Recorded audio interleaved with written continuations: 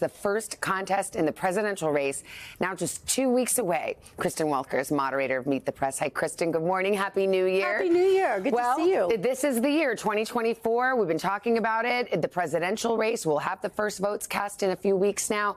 And where do these things stand on the Republican side? It's a great question, Savannah. Things stand with former President Donald Trump solidifying his lead as the GOP frontrunner.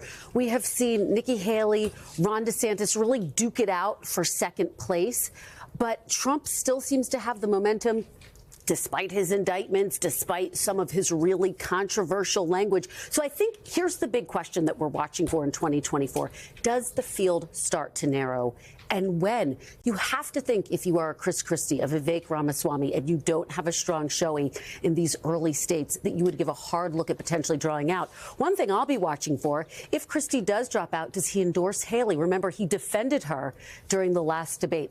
That could maybe make a difference around the edges, but boy, Trump is heading into 2024 very strong. Yeah, a lot of people thought, if I can just get to a one-on-one with former President Trump, then we have a chance.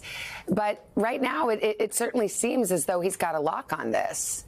It does. And that scenario that you talk about, that one-on-one just hasn't materialized. And guess when we saw this the last time, in 2016, when it was a crowded field and it really helped pave the way for former President Trump. So in the primary, we've seen his 4 indictments. The fact that he hasn't participated in any of the 4 debates only helped to solidify his lead. What happens as we get later into the season, though? His court cases are going to start, including in March. The day before Super Tuesday, he has potentially a big court case about his election interference. Could that start to make a difference with moderate and independent voters if he does become the nominee? And let's talk about President Biden. He's the incumbent. He has all those advantages, but the polls do not. They show him neck and neck in a general election matchup with Trump, a rematch of 2020. Well, that's right. And Democrats got a 5-alarm fire heading into this new year in the form of the polling that you just mentioned. The fact that President Biden's trailing former President Trump in some of the key battleground states and with some of his key groups, Savannah, with black voters, Latino voters, younger voters. So what needs to happen? Obviously, there are concerns about his age. There are also concerns about the economy. Yes, inflation has gotten better, but Americans say they don't feel it.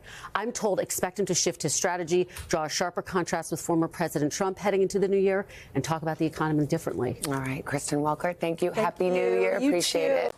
Hey, thanks for watching. Don't miss the Today Show every weekday at 11 a.m. Eastern, 8 Pacific on our streaming channel, Today All Day.